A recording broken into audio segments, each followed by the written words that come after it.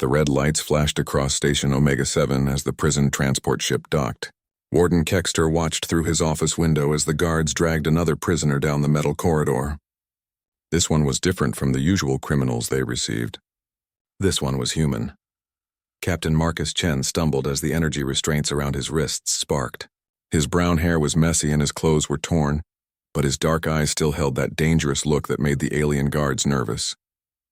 They had caught him smuggling quantum drives through Confederation space, which was bad enough. But Chen had also destroyed 2 patrol ships during his capture, and that made him a high-priority prisoner. Kextor's forearms moved across his control panel as he read Chen's file. The human had been causing trouble for 3 days straight. First, he had picked the lock on his cell using pieces from his food tray.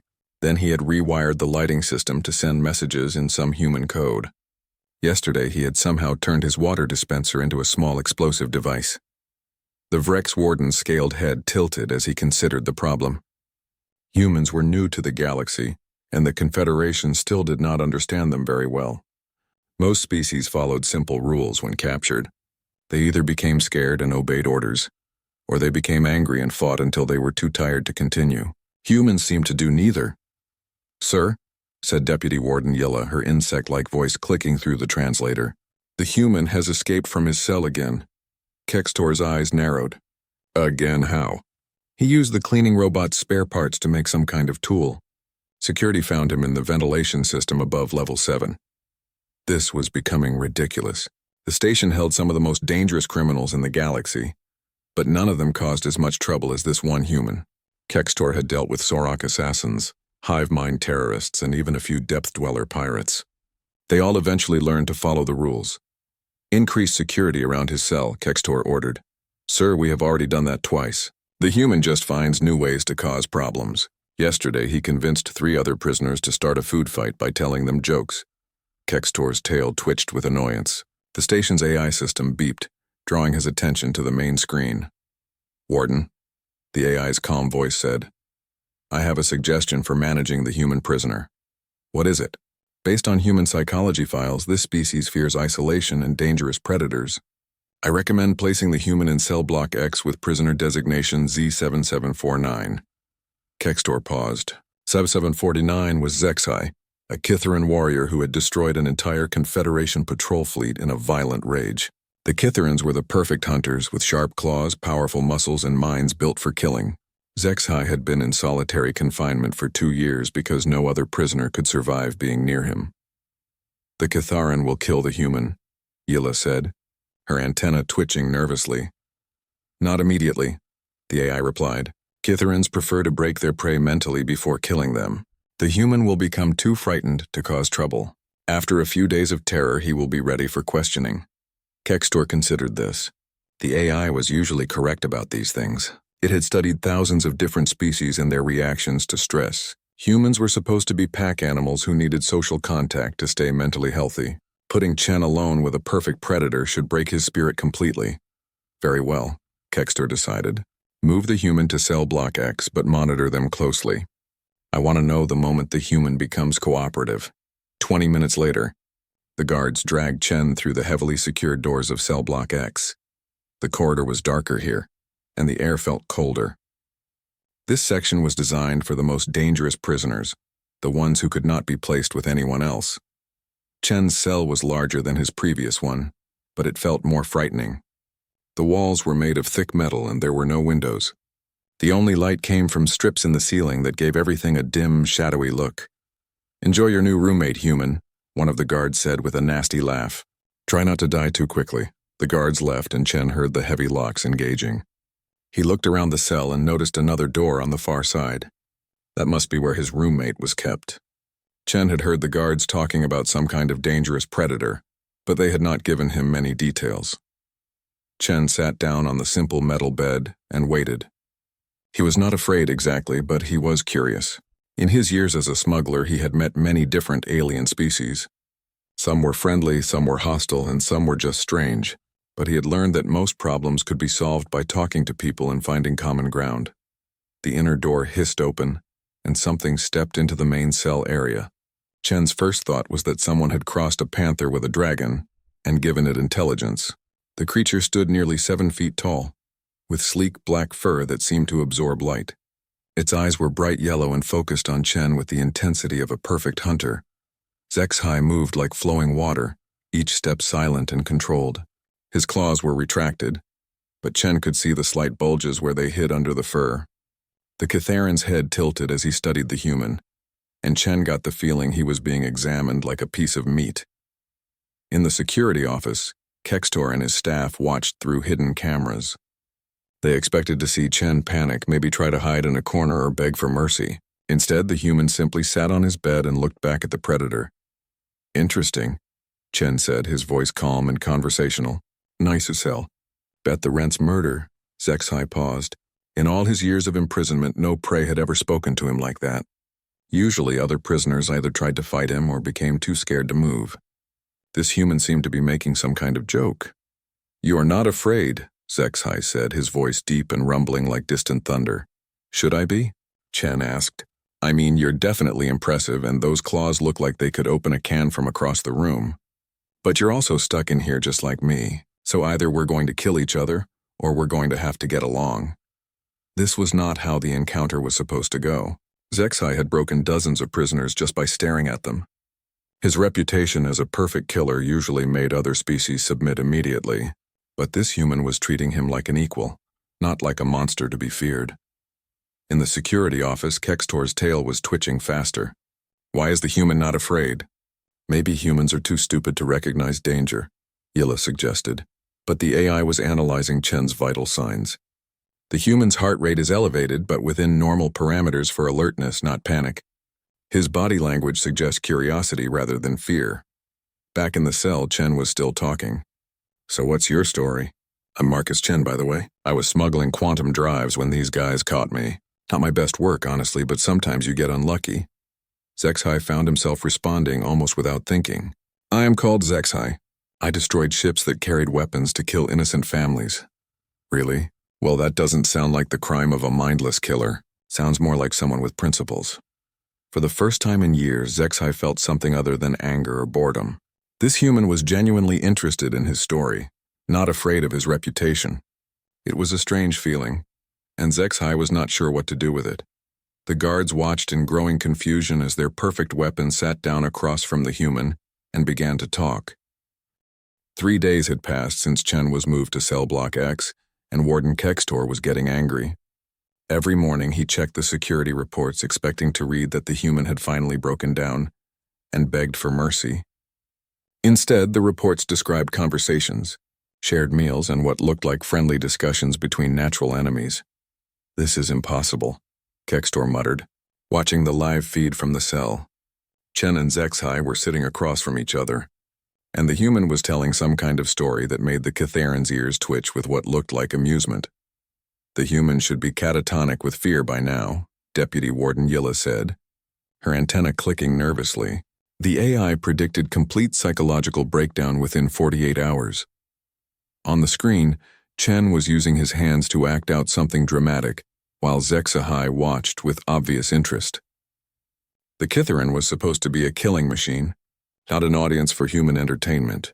"Sir," one of the technicians called out, "the Kithaeron's stress levels have actually decreased since the human arrived. His aggression markers are at the lowest we have ever recorded." Kextor's forearms moved across his control panel, bringing up HFY's psychological profile. For 2 years, the Kithaeron had been a model of controlled violence, speaking only when required and showing no interest in anything except planning ways to escape and kill his captors. Now, according to the monitors, he was almost relaxed. In the cell, Chen was finishing his story about a cargo ship full of illegal pets that had escaped during a customs inspection. So there I was, chasing a 6-legged chicken through the docking bay while the customs officer was being chased by something that looked like an angry rainbow. The whole thing was chaos, but it gave me enough time to slip away with the real cargo. HFY's yellow eyes gleamed with what might have been humor. "Your species seems to excel at creating disorder from simple situations." "It's a gift," Chen said with a grin. "Though to be fair, you guys are pretty good at it too. I heard you took out 12 ships in one battle. That takes some serious skill." The Kithaeron's expression grew more serious. It was not skill. It was necessity. The Confederation was using those ships to transport weapons to a colony world. The weapons were meant to be used against refugee families who could not pay the new taxes. Chen leaned forward, his face becoming more interested. Wait, you were protecting refugees? That's not what the guard said. They made you sound like some kind of mindless killer. The Confederation prefers simple stories, HFY said, his claws extending slightly before retracting again. It is easier to call me a monster than to admit I was right to stop them. This was news to Chen. He had assumed that HFY was in prison for some kind of violent crime, probably murder or terrorism. The idea that the Catharan was actually a protector changed everything. So you're not here because you're dangerous, Chen said slowly. You're here because you stood up to bullies. That is one way to describe it. Chen was quiet for a moment, thinking. In his years as a smuggler, he had learned to read people quickly. HFY was definitely dangerous, probably one of the most lethal beings Chen had ever met. But dangerous and evil were not the same thing. What about you? HFY asked. Your quantum drives were not being smuggled for profit, were they? Chen looked surprised. How did you know that? You speak of avoiding customs and escaping officials, but you show no signs of greed. You do not boast about wealth or expensive possessions, and when you describe your work, you focus on the challenge and the excitement, not the money. You're pretty observant for a guy who's supposed to be all claws and no brain, Chen said with respect. You're right, though. The quantum drives were going to a medical station in the Outer Rim. They needed them to power life support systems for a bunch of refugee camps. Refugee camps that the Confederation refuses to support officially? Exactly. So people like me have to move supplies off the books. Not legal, but the right thing to do. In the security office, Kextor was listening to this conversation with growing alarm. Both prisoners were supposed to be criminals, but they were talking like heroes fighting against injustice. Worse, they were bonding over their shared opposition to Confederation policies. Shut off the audio feed, Kextor ordered. Sir? The technician looked confused. I said shut it off. We do not need to hear their propaganda. But even without sound, the visual feed was disturbing. Chen and HFY were clearly becoming allies. They shared their food, took turns sleeping while the other watched for guards, and spent hours in deep conversation. The next day, Kextor decided to take direct action. He activated the cell's intercom system. Human, his voice echoed through the speakers. You will report to the interrogation room in 1 hour. It is time for you to provide information about your smuggling network. Chen looked up at the ceiling speaker and then at HFY. What do you think? Should I go tell them whatever they want to know? What would you tell them? HFY asked. Nothing useful. I never keep detailed records, and most of my contacts change their names every few months anyway. But they don't know that. Then you should go. Let them waste their time with useless questions. But when the guards came to collect Chen, something unexpected happened. As they attached the energy restraints to his wrists, HFY stood up. Where are you taking him? The Catharan asked, his voice carrying a dangerous undertone. None of your business, Predator, one of the guards said nervously. Sit down and stay quiet. HFY's claws extended and his yellow eyes began to glow with inner fire. I asked you a question. The guards looked at each other uncertainly. They had weapons, but everyone knew that weapons were not always enough to stop a Catharan in combat mode, especially not one who seemed to be protecting someone. It's okay, Chen said quickly, sensing the tension in the room. I'll be back later.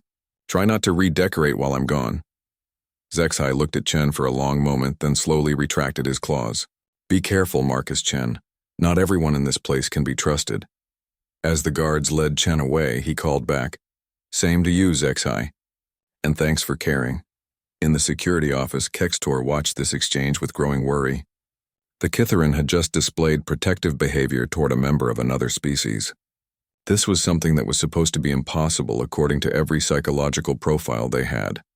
Sir, Yilla said quietly, I think our plan is not working. No, Kextor agreed, his tail lashing angrily.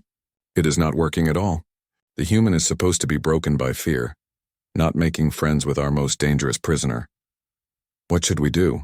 Kextor stared at the screen where HFY was pacing the cell like a caged animal, clearly agitated by Chen's absence. The Catharan had not shown this much emotion about anything in 2 years. We need to separate them, Kextor decided. Immediately, before this gets any worse. But as he reached for the transfer orders, an alarm began blaring throughout the station. Red lights flashed, and the automated voice of the station AI filled the corridors. Security breach in Section C. All guards report to emergency stations. This is not a drill. Kextor's attention was pulled away from the human and the Catherine as reports flooded in about some kind of riot in the general population cells. By the time the emergency was over, several hours had passed, and Chen was being returned to cell block X. As the guards pushed Chen back into the cell, HFY immediately moved to check if the human was injured. "Are you hurt?" the Catherine asked. "Just tired," Chen replied. "They asked a lot of questions, but I didn't tell them anything important." "How are you doing?" "You look tense." "I do not like it when pack members are taken away," HFY said, and then paused as if surprised by his own words. Chen smiled. "Pack members? I like that. We're a pretty strange pack, but I guess it works." And watching through the cameras, Kextor realized that his perfect plan had not just failed. It had created something much worse than an uncooperative prisoner. It had created a team. 2 weeks had passed since Chen and HFY had been placed together, and their friendship had grown stronger each day. Chen had learned that Kitherans were not the mindless killers the Confederation propaganda claimed. They were actually highly intelligent, with complex social structures and a strong sense of honor. HFY, in turn, had discovered that humans possessed something he had thought was extinct in the galaxy: the ability to form genuine loyalty across species lines. "Your people fascinate me," HFY said as they shared their morning meal. "Kitherans can only bond with other Kitherans, but you seem capable of forming pack bonds with anyone." Chen chewed thoughtfully on the protein bar that passed for breakfast. "I guess we're just social creatures. Back on Earth, humans formed alliances with wolves, dolphins, even horses. We're good at finding common ground. The Confederation would say that such bonds are impossible. They teach that each species must remain separate, that cooperation between different races leads to chaos and conflict." "Yeah, well, the Confederation says a lot of things," Chen said with a snort, most of them designed to keep everyone afraid of each other. "Fear makes people easier to control." HFY's ears twitched in agreement. "You speak truth. Fear has been the Confederation's greatest weapon for centuries." In the security office, Warden Kextor was reading reports that made his 4 stomachs feel sick. The human and Kitherine were not just getting along. They were actively planning something. Intelligence suggested they were discussing escape routes, guard schedules, and security weaknesses. "Sir," Deputy Warden Yilla said, "perhaps we should separate them now, before they actually attempt an escape." "It may be too late for that," Kextor replied, studying the files on his desk. "The AI has been analyzing their conversations, and it believes they have already begun implementing some kind of plan." "What kind of plan?" "We are not certain. But yesterday the Catharan asked for medical attention, claiming he was feeling ill. When the doctor examined him, nothing was wrong. However, the medical visit gave him access to Level 5 for 30 minutes. What is on Level 5? Maintenance access to the station's primary systems." Yilla's antenna drooped with worry. "You think they are planning to sabotage the station?" "I think they are planning something much worse than that." On the screens, Chen and HFY appeared to be having a casual conversation about food preferences, but Kextor had learned not to trust appearances when it came to these two. "We need to transfer the human immediately," Kextor decided. "Send him to Station Gamma 3, maximum security, solitary confinement." "What about the Catharan?" "Keep him here, but increase security around his cell. No more medical visits, no more interaction with anyone except guards." But before the transfer orders could be processed, Chen and HFY put their real plan into action. It started during the evening meal distribution. Chen had been complaining of stomach problems for 3 days, acting increasingly weak and distressed. The guards, watching through cameras, saw him collapse during dinner, clutching his side and groaning in apparent agony. HFY immediately began making distressed sounds, the kind of calls that Kitherans used when pack members were in danger.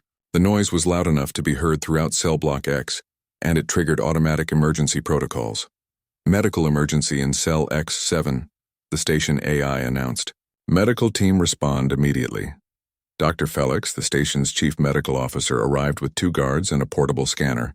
As they entered the cell, they found Chen curled up on the floor while HFY paced anxiously nearby. "Stay back," one of the guards ordered the Kitharan, raising his energy weapon. "He is dying," HFY said, his voice filled with what sounded like genuine panic. Help him!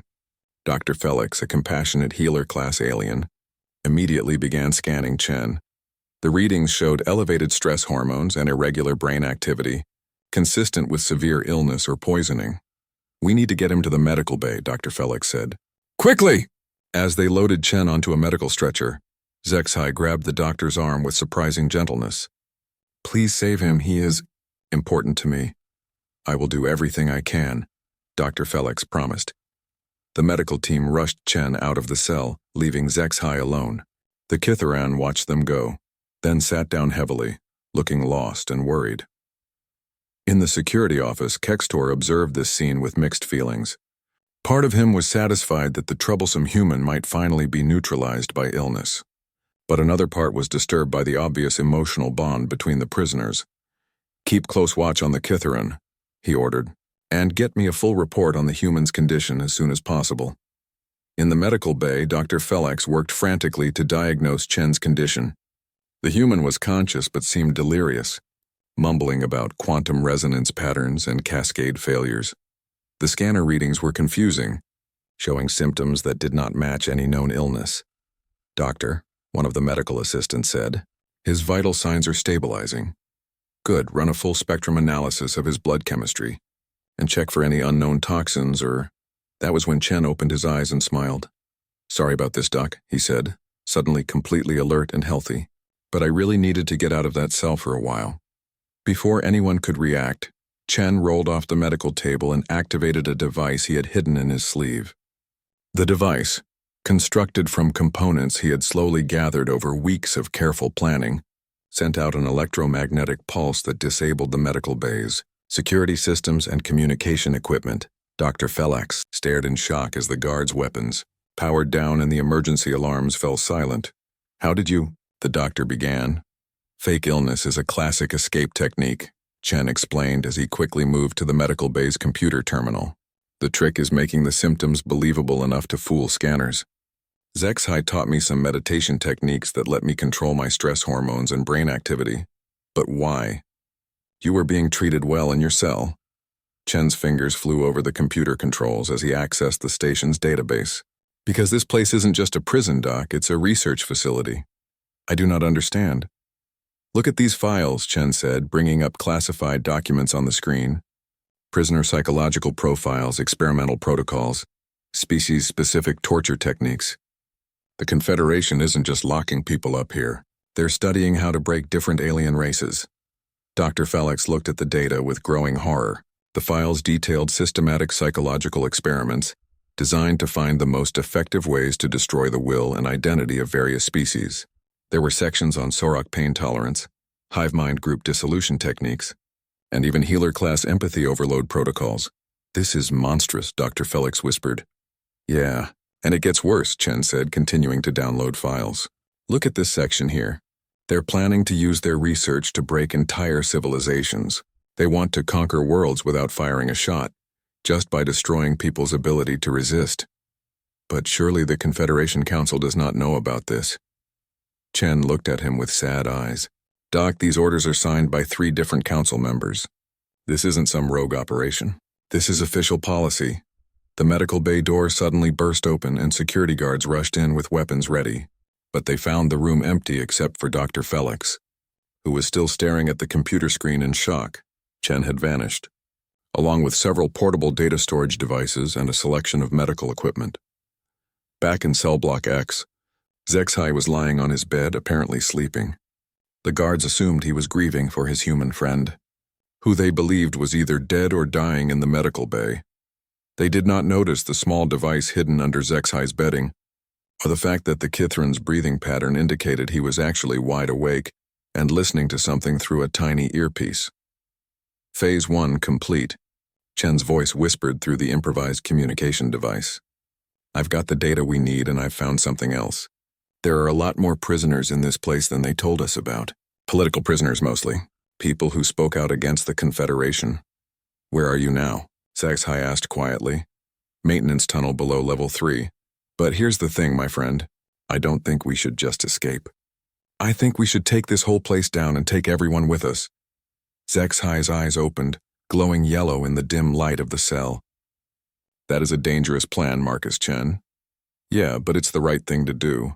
These people have been experimenting on prisoners for years, and if we don't stop them, they're going to use what they've learned to destroy entire worlds. You are asking me to risk our lives for people we have never met. I'm asking you to help me save people who can't save themselves, just like you did when you destroyed those weapons ships. HFY was quiet for a long moment. Then slowly he smiled, showing teeth that were designed for hunting. Very well, pack leader. Tell me what you need me to do. Chen moved through the maintenance tunnels like a ghost, using skills learned from years of sneaking through spaceports and avoiding customs officials. The medical equipment he had stolen was being put to good use, creating makeshift tools and communication devices that the station's security systems could not detect. His first stop was the restricted files archive on level 8. Using a combination of Dr. Felix's medical access codes and his own technical skills, Chen broke into the most classified sections of the station's database. What he found there made his blood run cold. Station Omega-7 was not just conducting experiments on current prisoners. They had detailed psychological profiles on hundreds of species, including complete plans for planetary conquest through targeted psychological warfare. The Confederation was preparing to break the will of entire civilizations without ever firing a shot. HFY, Chen whispered into his makeshift communicator. You need to see this data. They have files on the Kitharan homeworld. They're planning to use what they learned from you to destroy your people's warrior culture. In his cell, HFY's claws extended involuntarily. What kind of plans? Targeted viral propaganda designed to make Kitharans doubt their own instincts. They want to turn your species into passive consumers who won't resist confederation. Expansion, that is abomination. To destroy a people's spirit is worse than killing their bodies. It gets worse. They have similar plans for dozens of worlds, including Earth. Chen continued moving through the tunnel system, following maintenance maps he had memorized during his fake medical emergency. His destination was the political prisoner section, a part of the station that was supposed to be classified beyond even the guards' knowledge. What he found when he reached sub-level 12 made him sick with anger. Dozens of aliens from across the galaxy were held in tiny cells, many of them showing signs of severe psychological damage. These were not criminals. They were teachers, journalists, political activists, and others who had spoken out against Confederation policies. One cell held an elderly Sauroch female who had written articles questioning military spending. Another contained a young hive mind collective that had organized peaceful protests against taxation policies. In the corner cell, a depth-dweller scientist sat motionless, staring at nothing after months of sensory deprivation experiments. Chen began working on the electronic locks, using techniques HFY had taught him combined with tools improvised from medical equipment. As the first cell opened, the Sauroch woman looked up with eyes that had lost all hope. Who are you? She asked in a whisper. Someone who's going to get you out of here, Chen replied. My name is Marcus Chen, and I'm here with a friend to shut this place down. Escape is impossible. They have broken too many of us. Maybe. But we're going to try anyway, and we're going to make sure the galaxy knows what's been happening here. As Chen worked to free more prisoners, HFY was implementing his part of the plan.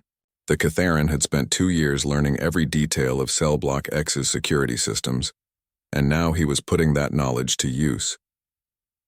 When the evening shift change occurred, HFY made his move. Using a technique that only Kitharans knew, he entered a state of controlled hibernation that slowed his heartbeat and breathing to almost nothing. To the automated monitoring systems, it looked like he was dying. Emergency alarms began blaring as the AI detected critical biological failure in the station's most dangerous prisoner. Medical teams rushed toward Cell Block X while security guards scrambled to understand what was happening. In the confusion, no one noticed that several other systems throughout the station were beginning to malfunction. Chen's modifications to the medical bay computers had included a virus that was slowly spreading through the station's network, causing random failures and false alarms. Sir, Deputy Warden Yilla reported to Kextor, we have multiple system failures across the station. Environmental controls, security locks, communication arrays. It's like everything is breaking down at once. This is not a coincidence, Kextor snarled.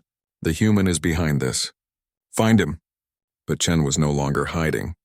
He was moving openly through the corridors, accompanied by a growing group of freed prisoners. The Sarok journalist had recovered her spirit once she learned about the evidence Chen had gathered. The Hive Mind Collective was using their natural networking abilities to coordinate rescue efforts. Even the traumatized depth-dweller scientist had rallied when he saw a chance to strike back against his tormentors. "How many more prisoners are there?" Chen asked as they moved toward the maximum security levels. "Hundreds," replied the Sarok woman, whose name was Dr. Kellix. "Most of them in the lower levels, but the security there is much stronger. We'll deal with that when we get there. Right now, we need to collect Zexhai, and then start working on the main security systems." They reached Cell Block X, just as the medical teams were trying to revive the apparently dying Catherine.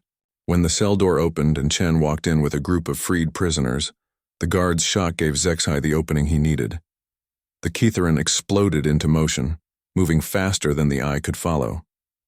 Within seconds, he had disarmed 3 guards and was standing protectively in front of Chen and the other prisoners. "Hello, my friend," Zexhai said calmly, as if waking up from a normal nap. "I trust your mission was successful?" "Very successful," Chen replied with a grin. "I've got enough evidence to bring down half the Confederation government. Now we just need to get everyone out of here and broadcast it to the galaxy. That will not be simple. I estimate we have perhaps 30 minutes before they lock down the entire station. Then we better move fast." What followed was unlike any prison break in galactic history. Instead of a few desperate inmates trying to sneak out, it was a coordinated military operation led by a human smuggler and a Kytheran warrior, supported by some of the most intelligent political prisoners in Confederation space. Dr. Kellix used her knowledge of station layouts to guide them through the most efficient routes.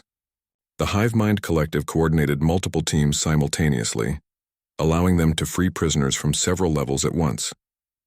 Zexhai provided tactical expertise and served as their heavy assault capability when they encountered serious resistance.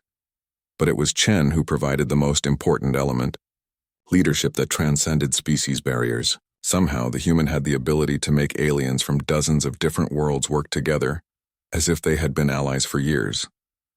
How does he do it? Dr. Kellix asked Zexhai as they watched Chen convince a group of terrified prisoners to join their growing rebellion. "Humans have a gift," Zexhai replied. "They see potential allies where others see only strangers or enemies. It is what makes them dangerous to the Confederation's plans." By the time Warden Kextor realized the full scope of what was happening, it was too late to stop it. The prisoners had taken control of 3 entire levels of the station, disabled most of the security systems, and were systematically freeing everyone who had been held for political reasons. "How many guards do we have left?" Kextor asked desperately. "Maybe 30 who are still combat effective," Yilla replied. "The rest are either captured, unconscious, or have locked themselves in secured areas." "What about the human and the Catharan?" "They are leading teams toward the main computer core. If they reach it, they will have access to the station's entire database and communication systems." Kextor's tail lashed in fury. His perfect prison was falling apart because of one human's ability to make friends with anyone. The worst part was that, according to reports, none of the freed prisoners were showing violence toward captured guards. They were treating their former captors with a level of mercy that the Confederation had never shown them. "Send a priority message to command," Kextor ordered. "Tell them we need immediate military intervention. And tell them," he paused, hating to admit the truth, "tell them that the human has weaponized compassion." In the computer core, Chen was uploading terabytes of classified data to every communication relay he could reach. The evidence of Confederation psychological warfare experiments was being broadcast to news services, academic institutions, and resistance groups across the galaxy. "The data upload is complete," Dr. Kellix reported. "The galaxy will know the truth within hours." "Good," Chen said, but his expression was still worried. "Now we just need to get everyone off this station before the Confederation sends warships to clean up their mess." "The prisoner transport ships in the docking bay," Zexhai suggested. "We could modify them for long-range travel." "That's our exit strategy," Chen agreed. "But first we need to make sure this place can never be used to hurt anyone again." He turned to the station's main computer and began implementing a final program, one that would permanently delete all the psychological warfare research and render the facility unusable. As the deletion program ran, alarms began blaring throughout the station, but these were not security alarms. They were evacuation warnings, as Chen's sabotage of the environmental systems finally reached critical levels. "Time to go," Chen announced. "Everyone to the docking bay. We've got ships to steal and a galaxy to wake up." As they moved toward their escape, none of them noticed the incoming ship signatures on the station's long-range sensors. Admiral Cathara's battle fleet was still 6 hours away. But when it arrived, it would have orders to ensure that no of Admiral Cathara's flagship, the Confederation's Will, dropped out of hyperspace 6 hours later to find Station Omega-7 in complete chaos. Half the station's lights were out, debris was floating around the structure, and there were no responses to communication attempts. "Sir," reported the Admiral's tactical officer, "long-range scans show multiple ships leaving the station. It appears to be a mass evacuation." Admiral Cathara, a battle-scarred veteran with cybernetic implants covering half his reptilian face, studied the tactical display with cold anger. His orders had been very clear: ensure that no evidence of Project Mindbreak ever reached the public. The psychological warfare research conducted at Station Omega-7 was too valuable and too dangerous to be exposed. "How many ships?" he asked. 17 vessels, sir. They appear to be modified prisoner transports and maintenance craft, all heading toward different hyperspace vectors. Clever, Cathara admitted grudgingly. Scatter in all directions to make pursuit impossible. What is the status of Warden Kextor? No response from Station Command, sir. But we are receiving emergency transmissions from several guard posts throughout the facility. Cathara had dealt with prison riots before, but this was different. According to the fragmentary reports reaching his fleet, the breakout had been led by a human and a Catharan working together. The very idea should have been impossible, but the evidence was floating in space around him. "Sir," the communications officer interrupted, "we are receiving a wideband transmission from one of the escaping ships. It's being broadcast on all emergency frequencies. Put it through." The main screen flickered to life, showing the interior of a ship's bridge. A human male was sitting in the captain's chair, flanked by aliens from at least a dozen different species. Behind them, Cathara could see more beings working at various stations. "Greetings, Confederation Fleet," the human said with a casual smile. "I'm Captain Marcus Chen, formerly a guest of Station Omega-7. I just wanted to let you know that we've transmitted detailed evidence of your illegal psychological warfare experiments to every major news network in the galaxy." Cathara's claws extended involuntarily. This was exactly what he had been sent to prevent. "But that's not all," Chen continued. "We've also sent copies to the Galactic Ethics Council, the Independent Worlds Alliance, and about 300 resistance groups across known space. By now, the whole galaxy knows what you've been doing to political prisoners." The camera panned to show a tall, sleek figure standing beside Chen's chair. Admiral Cathara recognized the distinctive form of a Catharan warrior, and his tactical mind immediately understood the implications. "This is Zexhai of the Catharan Empire," the alien spoke, his voice carrying ancient authority. "The humans have shown me that cooperation between species is not only possible, but more powerful than any weapon the Confederation possesses. We go now to spread this truth to others. You cannot escape," Cathara transmitted back. "I have 17 ships in superior firepower. Surrender now and you will be treated according to galactic law." Chen laughed, and the sound was genuinely amused rather than bitter. "Admiral, you're missing the point. We don't need to escape. We've already won. Explain. Look at your tactical display. Really look at it." Cathara frowned and studied the scanner readings more carefully. The 17 ships that had left the station were indeed scattering in different directions, but their flight patterns were not random.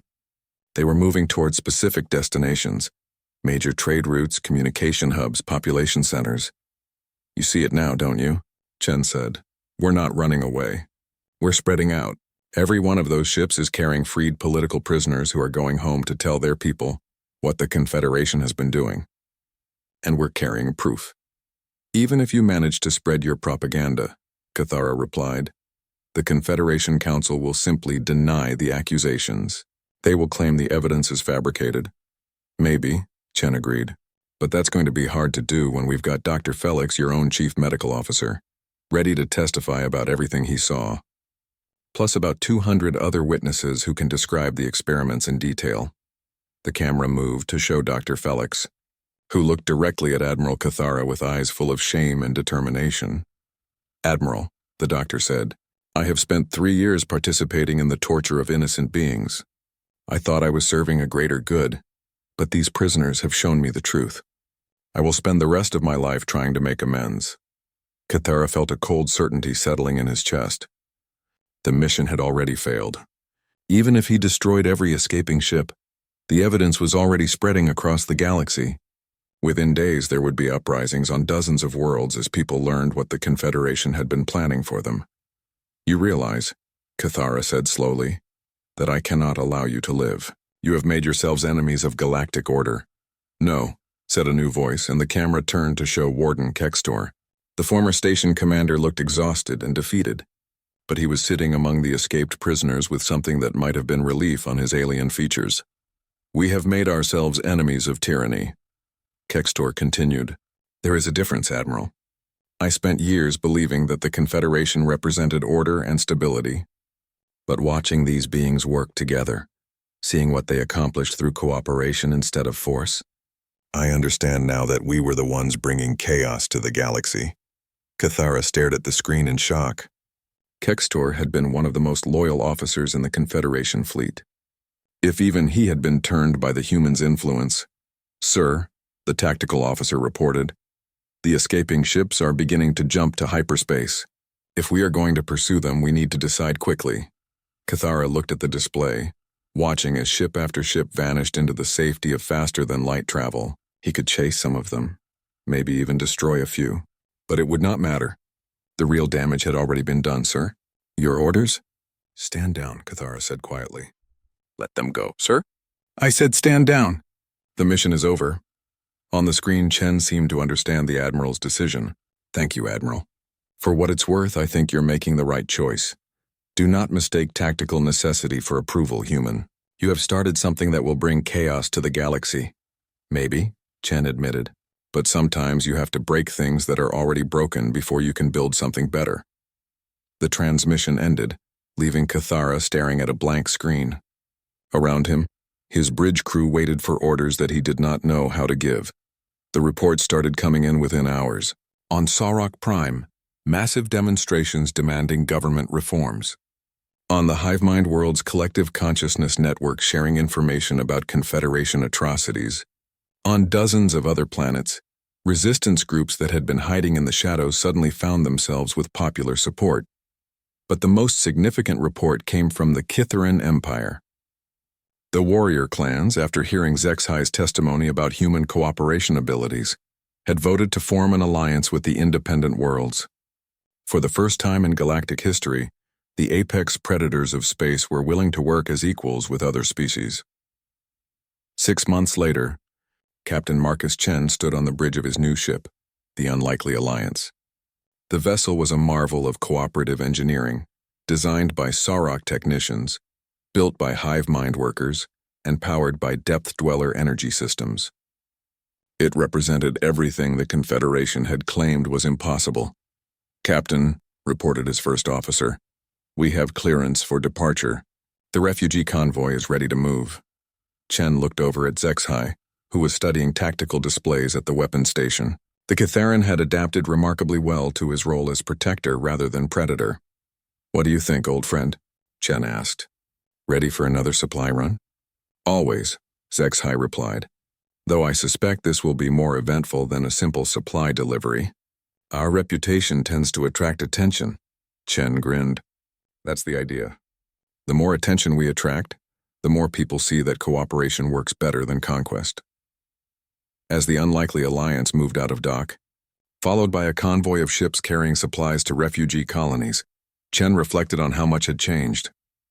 The Confederation still controlled most of the galaxy, but their grip was weakening as more species learned that they did not have to face oppression alone. The revolution that had started in a prison cell was spreading across the stars, one friendship at a time. And at its heart was a simple truth that humans had always known. Sometimes the best way to survive a predator is to convince them that you are worth more as a friend than as prey. In the depths of space, Admiral Cathara read the latest intelligence reports about the growing rebellion. His superiors were demanding action, but he had learned something important during his encounter with the human and the Kitharan. Some forces could not be stopped with weapons. Some ideas were too powerful to kill, And sometimes the greatest victory was knowing when not to fight at all. The galaxy was changing, and for the first time in centuries, it was changing for the better. The age of cooperation had begun, and it all started with a human who refused to be afraid, and a predator who learned that strength could be used to protect instead of deidence.